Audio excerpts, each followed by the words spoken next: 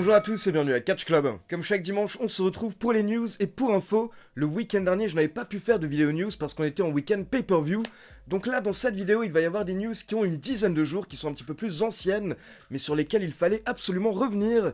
Et on a également des news toutes fraîches. Mais déjà, je vous conseille d'aller voir la review de SmackDown car on a plusieurs grosses news et plusieurs grosses surprises qui ont été annoncées pour le Royal Rumble. Et aujourd'hui, on va notamment parler de Toni Storm, de Sasha Banks, de Walter, de Samoa Joe.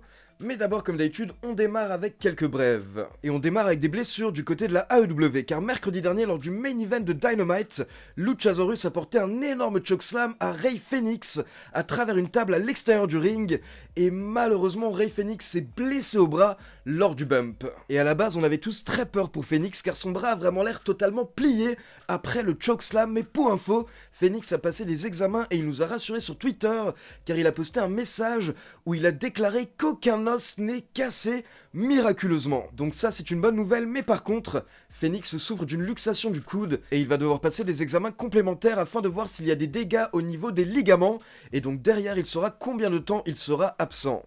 Ensuite, toujours mercredi dernier, après Dynamite qui était en direct, la AEW a enregistré Rampage, et lors de Rampage on avait un match entre Jake Atlas et Adam Cole.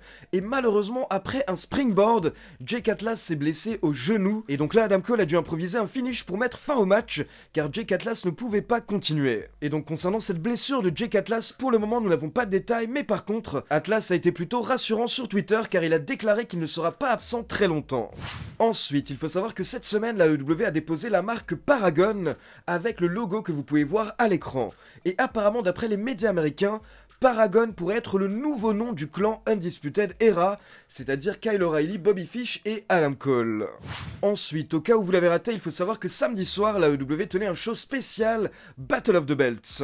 Et lors de ce show, le champion TNT Cody Rhodes devait défendre son titre face à Sammy Guevara lors d'un match revanche, mais malheureusement au dernier moment Cody Rhodes a été retiré du match à cause du protocole Covid, et derrière Cody Rhodes a confirmé qu'en effet, lui et sa femme sont actuellement cas contact, du coup ils sont en quarantaine. Et donc samedi soir, Cody a été remplacé par son frère Dustin Rhodes dans un match pour le titre TNT intérim, et c'est Sammy Guevara qui a remporté le match.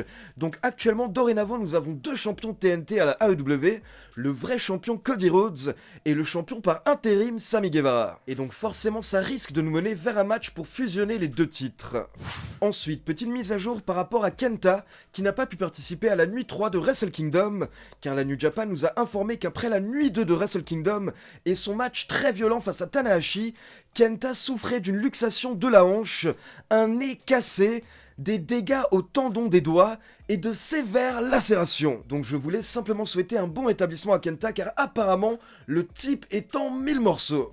On continue avec quelques brèves WWE, et d'abord pour ceux qui ont vu ma review de Day One, vous êtes au courant que le show n'était pas un pay-per-view mais un PLE, un Premium Live Event, et apparemment dorénavant tous les shows majeurs de la fédération vont s'appeler des PLE ou des PLE et non plus des pay-per-view.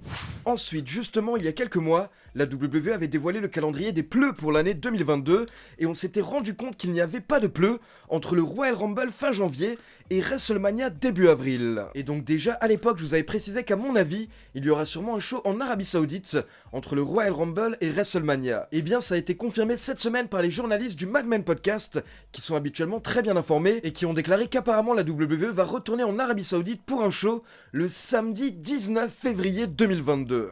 Et donc on termine au niveau des brèves avec une rumeur par rapport à Day One qui a eu lieu le week-end dernier. Et comme vous le savez, Roman Reigns n'a pas pu participer à Day One car il était positif au Covid, et du coup, Brock Lesnar a été déplacé dans le match pour le titre WWE et il a remporté le match. Mais du coup, les gens se demandaient qu'est-ce qui était censé se passer si Roman Reigns n'avait pas été testé positif et s'il avait participé à Day One. Et bien sachez qu'à la base, plusieurs médias américains ont déclaré qu'apparemment, Big E était censé conserver le titre si Brock Lesnar n'avait pas été ajouté au match. Mais depuis, nous avons le journaliste Dave Meltzer qui a indiqué qu'apparemment, d'après ses sources, c'était Seth Rollins qui était censé remporter le titre lors de Day One. Et donc apparemment, d'après Dave Meltzer, Seth Rollins devait défendre le titre WWE lors de WrestleMania face au vainqueur du Royal Rumble, qui aurait potentiellement été Big E. Donc nous avons deux versions d'après les médias américains, mais en gros, C'était soit Rollins, soit Biggie qui devaient gagner à la base lors de Day One. Par contre, pour info, nous n'avons aucun détail par rapport à ce qui était censé se passer lors du match entre Reigns et Lesnar à Day One,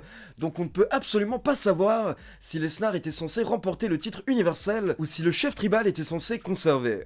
Et donc c'est parti, on passe aux news, on démarre avec une histoire totalement folle par rapport à Katsuyori Shibata. Alors pour ceux qui ne connaissent pas, Shibata c'est l'un des plus gros noms de la New Japan, mais malheureusement, il avait dû prendre sa retraite en 2017 suite à des problèmes très graves au cerveau. Et ces problèmes venaient notamment du fait que Shibata prenait souvent de gros coups, il était très stiff, et à côté de ça, il adorait mettre des coups de tête, de réels coups de boule lors de ses matchs, et forcément au bout d'un moment, il a fini par le payer. Et alors que ça paraissait improbable, Shibata a commencé à effectuer un retour il y a quelques semaines en démarrant avec un match de 5 minutes, un match grappling exhibition face à Zack Sabre Jr. Et donc derrière, la New Japan avait annoncé que Shibata aurait un autre match exhibition lors de la nuit 1 de Wrestle Kingdom, donc un match où le striking, les coups de poing, les coups de pied, etc. sont interdits, et clairement le but c'est d'éviter les gros chocs pour Shibata. Mais il y a quelques jours, le 4 janvier, lors de la nuit 1 de Wrestle Kingdom, Shibata a fait son entrée pour affronter son adversaire Ren Narita, et là avant le début du match, d'un coup, il a pris le micro et il a dit « Écoutez, on s'en fout de ce match exhibition, je veux avoir un vrai match tout de suite, avec les règles d'un match normal. » Donc là, surprise totale, le public était sous le choc, et derrière, en effet, Shibata a effectué un vrai match face à Narita, il a pris des coups, il a mis des coups, et au final, bien entendu, il a remporté le match. Mais là où ça devient totalement fou, c'est qu'apparemment Shibata n'avait pas prévenu les officiels en coulisses, et c'est lui-même qui a pris la décision une fois qu'il est arrivé sur le ring. Il a pris le micro, et il a décidé d'annuler le match exhibition, et d'avoir un match normal pour se tester, mais il n'avait prévenu aucun officiel et aucun booker, ce qui fait qu'apparemment c'était la panique totale pendant le match de Shibata en coulisses. Donc bien entendu, vous pouvez imaginer à quel point les officiels avaient peur, car si jamais Shibata s'était blessé, ça pouvait vraiment être très grave pour eux. Mais au final, apparemment, Shibata ne va pas être puni, car vu que les gens sont tellement heureux de l'avoir vu catcher, la New Japan ne va pas le punir derrière. On continue avec une news par rapport à Walter qui a annoncé cette semaine lors de NXT UK qu'il va effectuer son dernier match à NXT UK la semaine prochaine. Donc après la semaine prochaine, Walter va quitter NXT UK et apparemment, d'après les médias américains, Walter devrait bien déménager aux États-Unis et passer à temps plein du côté de NXT. Et donc je rappelle qu'à la base, Walter ne souhaitait pas déménager aux États-Unis, et donc c'est pour cette raison qu'il n'était jamais à temps plein à NXT ou dans le roster principal. Et en fait, Walter était très heureux en Europe, notamment à cause de sa vie de famille et de sa femme. Mais pour info, nous avons appris ces derniers mois que Walter a divorcé, et donc dorénavant, apparemment, il est totalement ouvert à catcher à temps plein aux États-Unis. Maintenant, je tiens à préciser qu'un déménagement total n'a pas encore été confirmé, et peut-être que Walter va simplement effectuer plus d'allers-retours entre les États-Unis et l'Europe, car il faut tout de même préciser que dorénavant Walter est en couple avec la superstar de NXT UK, Ginny, et du coup on imagine qu'il voudra tout de même la voir de temps en temps. On continue avec une info qui date d'il y a une dizaine de jours, mais je n'avais pas pu encore en parler, et ça concerne Toni Storm. Donc il y a environ 10 jours, aux alentours du 29 décembre, nous avons appris que Toni Storm a quitté la WWE, et donc pour info, ce n'est pas un licenciement, mais ce serait bien Toni Storm qui a demandé à être libérée de son contrat. Mais depuis, nous avons eu très peu de détails, et tout ce qu'on sait, c'est que Toni Storm avait participé à des live events le week-end précédent, et derrière, elle est rentrée chez elle, et elle a simplement demandé à la WWE de la libérer de son contrat. Et donc apparemment, ça a été une grande surprise pour toutes les superstars en coulisses, qui ne s'y attendaient absolument pas, et à côté de ça, d'après certains journalistes américains, en fait, Toni Storm a demandé à quitter la WWE parce qu'elle était en burn-out, elle n'en pouvait plus, mais ça n'a pas été confirmé, donc pour le moment c'est une rumeur. En tout cas, dorénavant, Toni Storm est agent libre. Et on continue avec une nouvelle vague de licenciements qui a eu lieu mercredi dernier du côté de la WWE, mais qui a surtout touché NXT et le Performance Center. Et donc tout a commencé mercredi soir quand la WWE a envoyé un communiqué aux médias américains, et voici ce que la WWE a déclaré.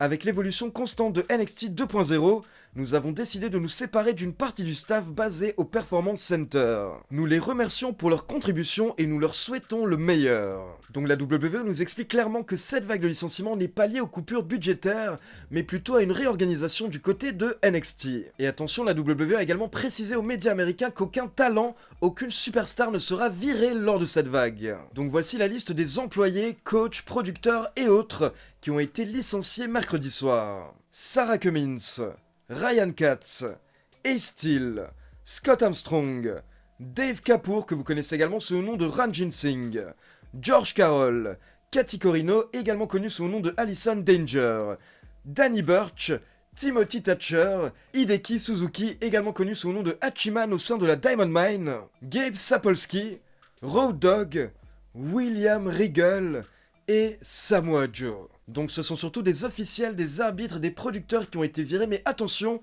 vous avez pu voir les noms de Timothy Thatcher, Danny Burch ou encore Samoa Joe, ce qui signifie apparemment que la WWE ne comptait plus faire catcher ces 3 catcheurs. Donc en gros, apparemment, ces derniers mois, Timothy Thatcher ou encore Danny Burch n'étaient même plus considérés comme des catcheurs, mais des coachs à temps plein. Et donc quelques petites remarques. D'abord, bien entendu, on est triste pour toutes ces personnes, mais perso en particulier pour William Regal, et je ne comprends pas comment est-ce que la WWE peut se séparer d'un des mecs les plus calés, les plus cultivés du monde du catch. Et à côté de ça, bien entendu, on a Samoa Joe qui a été viré par la WWE pour la 2e fois en moins d'1 an. Car je rappelle qu'à la base, Samoa Joe avait été viré le 15 avril 2021, mais derrière, il nous avait expliqué qu'une heure après avoir été viré, il avait reçu un coup de fil de Triple H qui lui avait expliqué qu'il va lui trouver une autre place du côté de NXT, et pas seulement en tant que catcheur, mais également avec un rôle en coulisses.